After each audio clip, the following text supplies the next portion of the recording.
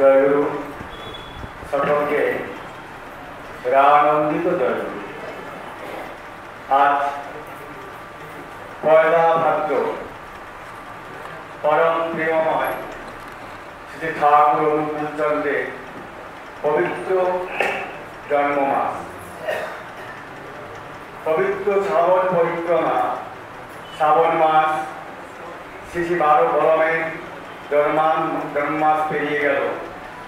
মায়েরা বিভিন্ন বাড়িতে বাড়িতে, বিভিন্ন উপাসনা কেন্দ্রে, মন্দিরে পবিত্র জন্মমাসকে শ্রী বড় মায়ের সারা মাস ব্যাপী তারা আনন্দে উৎফুল্ল হয়ে প্রত্যেক দিন এই জন্মমাসের ব্যাপারে ব্যস্ত হয়ে আজ গতকাল তারা শেষ করেছে।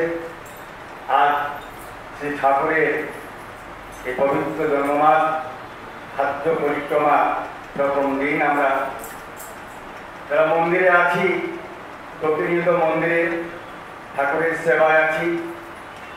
আমার শ্রদ্ধ নারায়ণদা, আমার শ্রদ্ধ টুটুদা আর আমি এবং আমাদের গ্রুপ, তারা পরে বললো যে আমরাও এই প্রথম পয়লা ভাদ্র আপনাদের সঙ্গে থাকবো। আমরা তাদের সহযোগিতা পেয়েছি, আপনাদের সহযোগিতা পেয়েছি, সকলের সহযোগিতায় আজকে এই পয়লা ভাদ্র ঠাকুরের পবিত্র মাসের প্রথম দিন। যখন আমাকে সেই মিটিংয়ে বলা হয়েছিল বাবা তোমাকে কিছু কথা বলতে হবে, আমি বলেছিলাম যে বিষয় আমার সময় আমার বড় বড় হয়েছে, আমি মিস্টার বলবো না, আমি যা বলতে ঠাকুরের কথা বলবো, তার কথা বলবো। যা তার দয়ার কথা বলার জন্য আমার রিভু ভাই আমাকে আদেশ করেছেন। যতটা সম্ভব আমি চেষ্টা করবো আপনাদের বলার। যদি ভুল হয়ে থাকে আপনারা আমাকে ক্ষমা করবেন। সকাল থেকে ভাবছি কি বলে শুরু করবো ঠাকুরের কথা। হঠাৎ করে মনে পড়ে গেল কিশোর কবি সুকান্ত ভট্টাচার্যের লাইন, রানারে চলেছে তাই চুম চুম ঘন্টা বাজছে রাতে, রানারে চলেছে খবরের বোঝা হাতে, রানারে রানারে বোঝা বহার, দিন কবে শেষ হবে, রাত্রি ফুরিয়ে সূর্য উঠবে কবে, রানার রানার রানার। পরম পূজ্যপদ আচার্যদেব চাইছেন যে রাত্রি ফুরিয়ে সকাল ওঠার কথা। রাত্রি ফুরিয়ে সকাল উঠলে আমাদের জীবনও সকাল হবে। আর এই রাত্রি থেকে যায়, রানার পৌঁছাবে না। রানারের কাঁধে যে থাকে খবরের বোঝা, সে খবর মানুষ পাবে না। আমরা যদি ঘুমিয়ে থাকি তাহলে পরম পূজ্যপাদ আচার্যদেব, পরম পূজনীয় অবির্ভাব কষ্ট পাবেন। আমাদের ঘুমাবার সময় নেই। তাই তো বরেনা বলছেন আমার ছেলেটাকে একটু ঘুমোতে দিন, আমার ছেলেটাকে একটু শান্তি দিন, আমার ছেলেটাকে একটু স্বস্তি দিন। আমরা পারি না, আমরা পারি না সেই বৌরানীর ছেলে পূজনীয় অবির্বাবুর শান্তি আনতে, স্বস্তি আনতে এবং তাকে সমৃদ্ধে ভরিয়ে দিতে। আমাকে দয়ার কথা বলা হয়েছে। রামকৃষ্ণ পরমহংসদেব বলছেন দয়া তো আছেই, পাল তুলে দে। দয়ার বাতাস বইছে, পাল তুলে দে। এই দয়ার বাতাস আমাদের চারিপাশেই বইছে। ঠাকুর বলছেন প্রত্যেকটা ভাষাকে ঠাকুর বলেছেন দয়া মানে দিয়ে পাওয়া, কৃপা মানে করে পাওয়া। একদম বাস্তববাদী। তিনি সুমন্ত্র বিশ্বাস করে না, তিনি অলৌকিকতাকে বিশ্বাস করেন না। তিনি একটাই বিশ্বাস করেন যে আমি যেমন করব তেমন পাবো। এখানে বড় বড় কথা বলছি, হয়তো ভাববেন না যে ঠাকুরের কথা বলছি, তার কথা বলছি, যতটুকু আমার অনুভব সেটাই বলবো।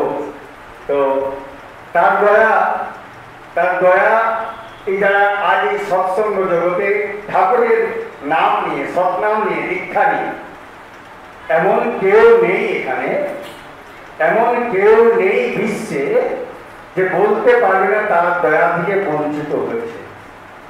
একজনও বলতে পারবে না যে তার কৃপা থেকে বঞ্চিত হয়েছে।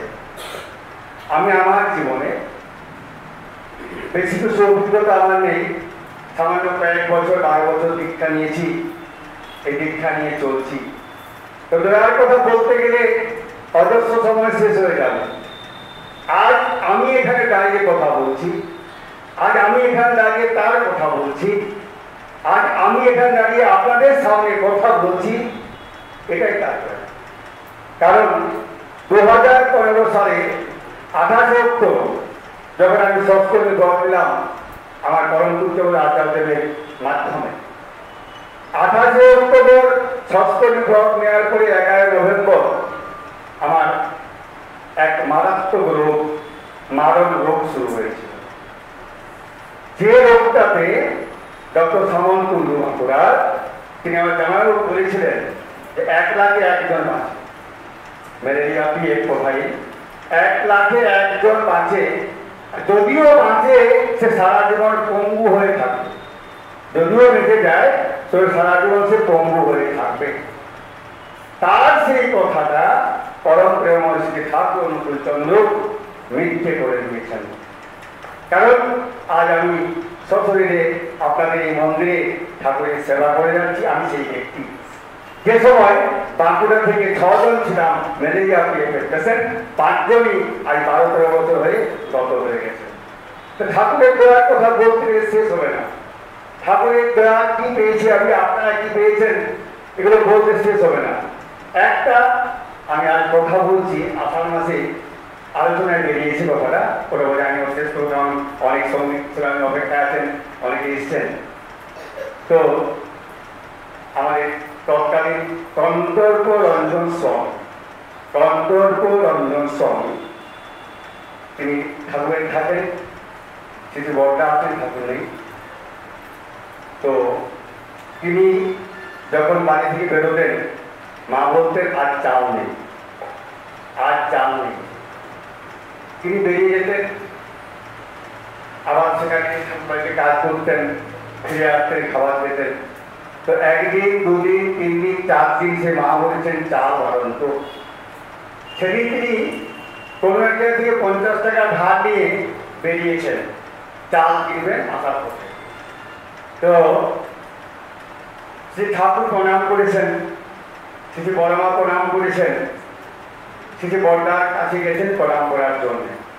প্রণাম করার পরেই বড়দা বলছেন যাদের যাদের মেয়ে আছে তারা প্রত্যেকেই 50 টাকা করে আমাকে দেবে।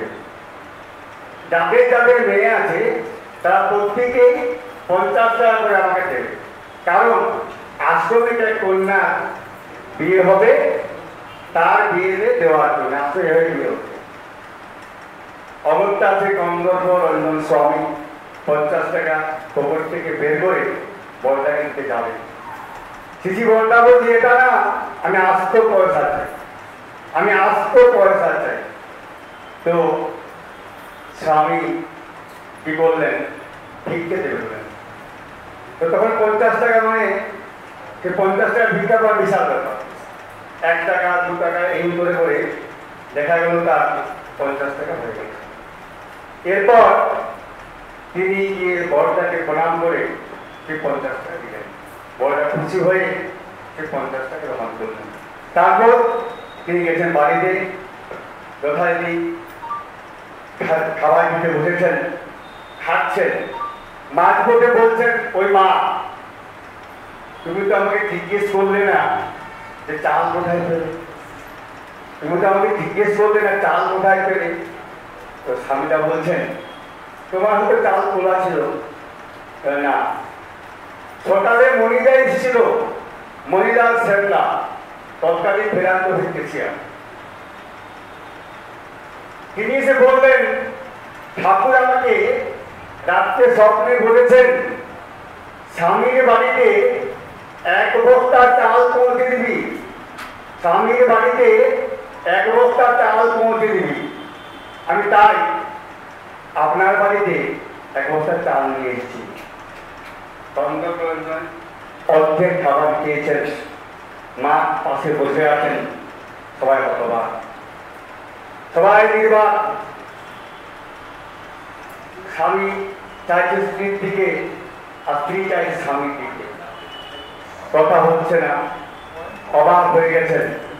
এটি লীলা ঠাকুরের, এ ব্যাখ্যা করা যাবে না, এটা ব্যাখ্যা নেই, এর দয়া, ঠাকুরের দয়া কোনো ব্যাখ্যা নেই। এইভাবে ঠাকুরের দয়া করে সবার করে বঞ্চিত হচ্ছে। আর বিশেষ কিছু বলছি না, পরবর্তী অনুষ্ঠান চলে যাবে। সবাইকে যথাযথ স্থানে জয়গুরু জানিয়ে আমি আমার বক্তব্য শেষ করছি। জয়গুরু। এখন আমরা আবার ঠাকুরের দয়া বড় সন্ধ্যা, কিন্তু ঠাকুর